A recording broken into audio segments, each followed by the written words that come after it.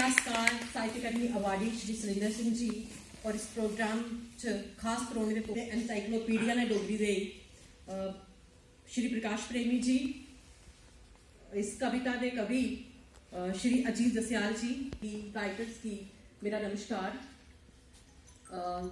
मंच को स्वागत है पर पढ़िए दी बारे च पंक्तियां ने कि कविता हृदय की भाषा है जो एक हृदय से निकलकर दूसरे हृदय तक पहुंचती है। कविता जा सकता लिखे जाने वाले साहित्य की जड़ी विधा संगीत ते नृत्य के सारे को नजदीक है वो है कविता। इसलिए कविता की सुंदरता का बयान शब्दों कने नहीं किया जा सकता।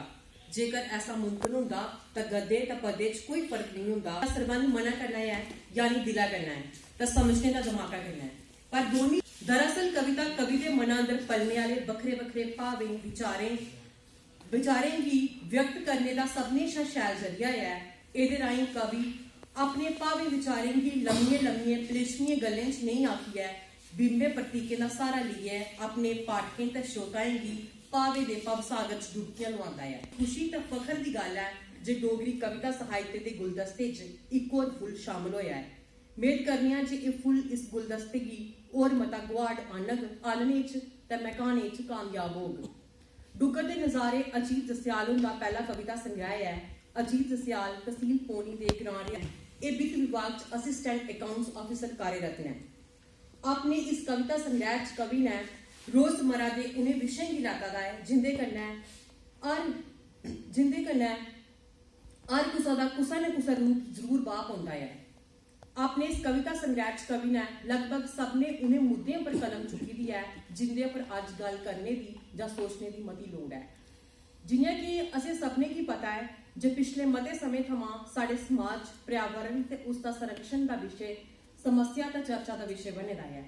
पर्यावरण च प्रकृति दीयां ओह नेमतां होंदियां ने जिहड़ियां मनुखी जीवन की और मता सुखी समृद्ध बनांदियां ने कि जे मनुक्ख ने अपनी बेसंतोखी प्रवृत्ति कारण अपने जीवन की और सुखी समृद्ध बनाने आस्तै प्रकृति कन्नै छेड़छाड़ की जिहदे नतीजतन वह आपू अपने इस जाला च फसी गया ते आपू दूषित कीते दे वातावरण च ओहदा साह लैना भी औखा हुआ करता है।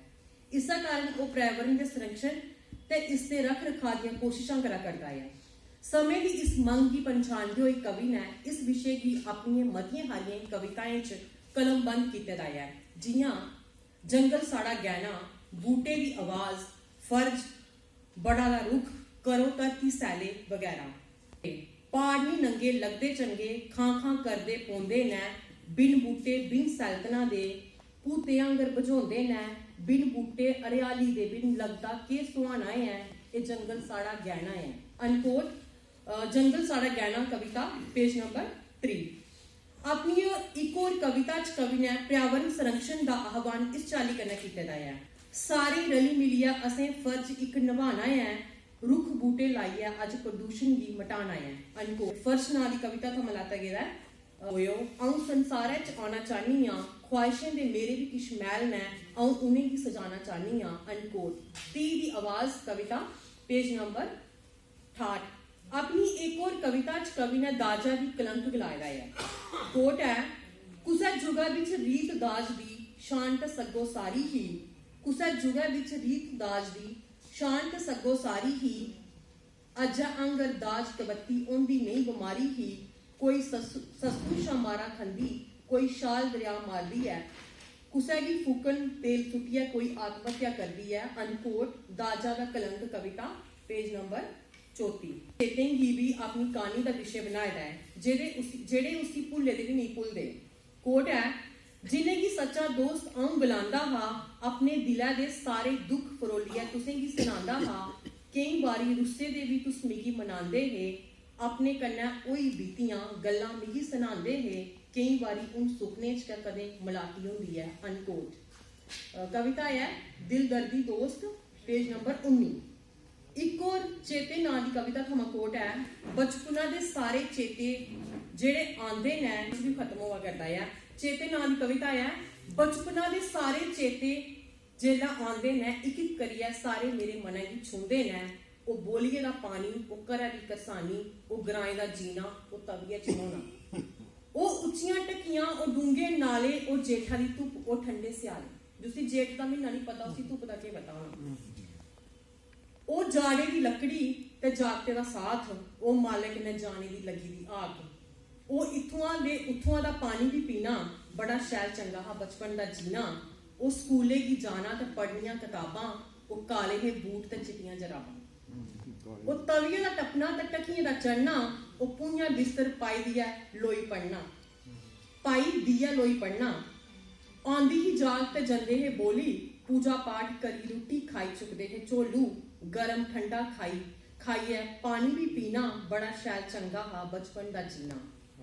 ठंडे तत्ता दा नेहा कोई परहेज, नेहा अस नरम ते नहीं अस तेज। बैर आमले ते किंबे गी खाना, फ्ही भी समें पर घरै गी जाना। इत्थुआं दे औंदे नहीं फरेब, नहीं अस सिद्धे ते नहीं अस तेज।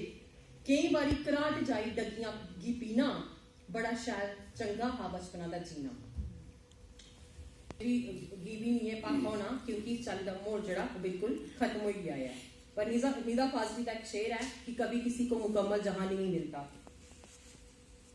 ये जने भाव कवि ने देवका दे नजारे ते ओ दिन नहीं भुलदे दी कविताएं च भी व्यक्त कीते दे ने। कोशिश कीती दी है, कोट है, जदों आऊं न्याना हुंदा हा, तुंदे कन्नै खंदा बौंदा हा,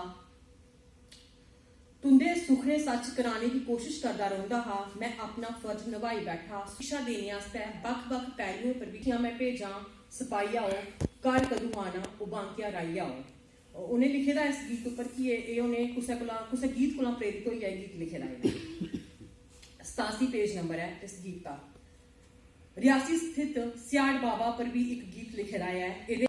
बहरहाल जित्थों तक कविता ते गीतें दी भाशा की गल है, तो कवि ने ठीक डोगरी शब्दें की बरतून की दी है। आम जने विषयों की भी सरोखट भाषा ते शैली का गहना पुआइयै खास बनाई दिते दा है। कवि अपने पाठकें की नब्ज पहचानदा है ते चंगी चाली जानदा है जे अपनी भावनाएं की केड़ा लाभा पुआइयै न छड़ा अपनी गल पाठकें तक पहुंचानी है, बल्कि उनके दिलें पर राज भी करना है। डोगरी कविता प्रेमियों लिए डुग्गर के नज़ारे एक नवी सगात है, ते मेद है जे डोगरी कविता प्रेमी खुली बाहें कन्नै एहदा स्वागत करन। धन्यवाद।